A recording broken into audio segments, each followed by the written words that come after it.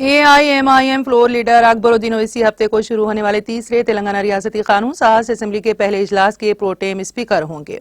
Governor Tamilisai Soundararajan हफ्ते की सुबह 8:30 बजे राजभवन में ओवैसी को हलफ दिलाएंगे। प्रोटेम स्पीकर एक आरजी किरदार अदा करता है जब तक कि नौमुंतखब अरकान हलफ नहीं उठाते और स्पीकर का इंतखाब नहीं कर लेते। असेंबली इजलास का काम अंजाम देते हैं। रिवायती तौर पर इस जिम्मेदारी के लिए सबसे ज्यादा कानून साजी की मुद्दत के साथ MLA का इंतखाब किया जाता है।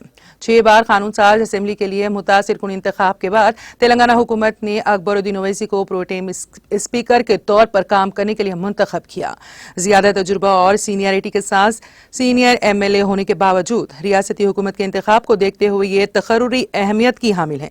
मिसाल के तौर पर साबिक चीफ मिनिस्टर के चंद्रशेखर राव 8 मरतबा MLA रह चुके हैं। इसी तरह साबिक स्पीकर पोचाराम श्रीनिवास रेड्डी, दानम नागेंदर, तलासानी श्रीनिवास यादव और दीगर BRS अरकान के साथ साथ N उत्तम कुमार रेड्डी, तुम्मला नागेश्वर राव और कांग्रेस के दीगर सीनियर्स हर एक 6 मियाद के साथ मौजूद हैं।